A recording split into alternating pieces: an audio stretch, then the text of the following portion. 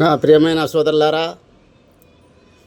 పరిపాలకుడు ఎలా ఉండాలంటే ఈ వీడియోని తప్పకుండా చూడండి. ప్రతి మనిషి ఈ ప్రపంచంలో ఒక బాధ్యతతో జీవిస్తుంటాడు. కుటుంబానికి తండ్రి బాధ్యత, దేశానికి బాధ్యతగా ఒక రాజు.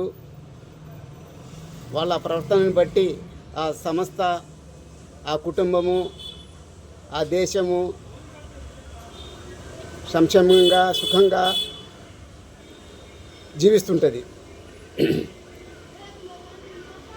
మన ఒక పరిపాలకుని యొక్క సంఘటన హజరత్ ఉమర్ రజిల్లాహు తాలా అన్హు గారి జీవితంలో ఆయన సౌదీ అరేబియాలోని మదీనా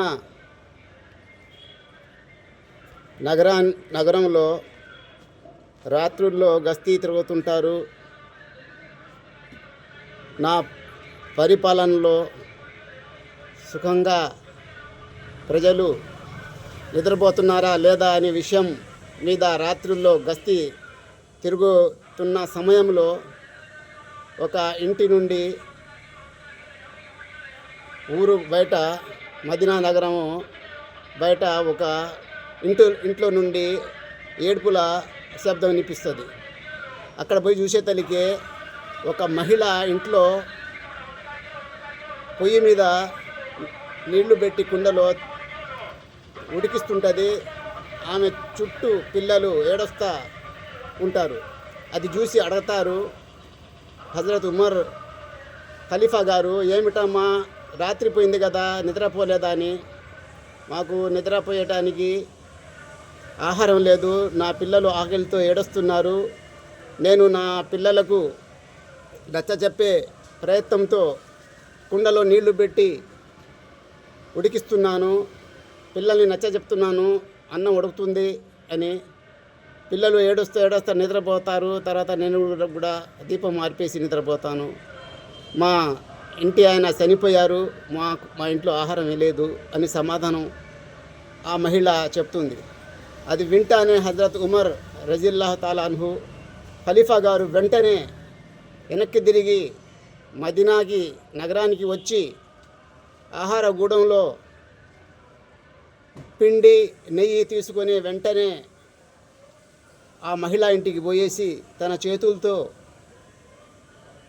రొట్టెలు తయారు చేసి ఆ పిల్లల్ని తినిపించి, ఆ పిల్లల్ని నవ్వించి తిరిగి పోయేటప్పుడు చెప్తాడు, నువ్వు ఉదయాన్నే మా రాజధానికి రా, నీకు పెన్షన్ రాస్తాను అని చెప్తారు. మీరు ఎవరు అని అడుగుతుంది ఆ మహిళ.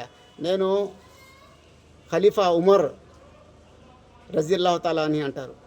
ఆమె వెంటనే ఆశ్చర్యం పోయి బిత్తరపోయి, నన్ను మన్నించండి ఖలీఫా గారు, నేను ఎవరు అనుకుని మీకు ఎందుకు ఈ విషయం అని అడిగేశాను. ముందు ఖలీఫాకు లేని బాధ మీకెందుకని ముందుగానే మీరు నన్ను అడిగినప్పుడు నేను అడిగేశాను, నన్ను క్షమించండి అని ఆ మహిళ విన్నవించుకుంటుంది. అప్పుడు హజరత్ ఉమర్ ఖలీఫా గారు ఇలా అంటారు, కాదు కాదు, నీది కాదు తప్పు, నాది, నా బాధ్యత.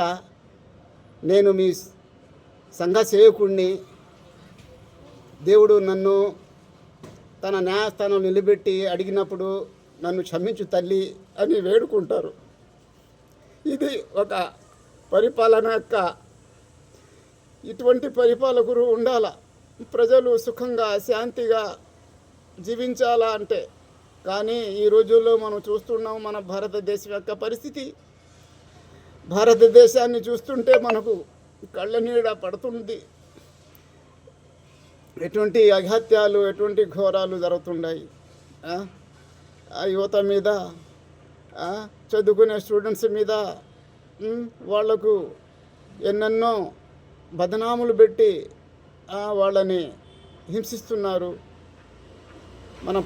మన దేశం నాయకులకు కూడా ఇది ఒక గుణపాఠంలాగా తీసుకొని వాళ్ళ మనసులో ఈ మాట ఉండాలి. ఈ ఈ సంఘటన మీద వాళ్ళు ఆలోచించాలి. వాళ్ళ ప్రవర్తనలో మార్పు రావాలని నేను పదే పదే ఆ దైవాన్ని కోరుకుంటున్నాను. Thank you very much. Thank you.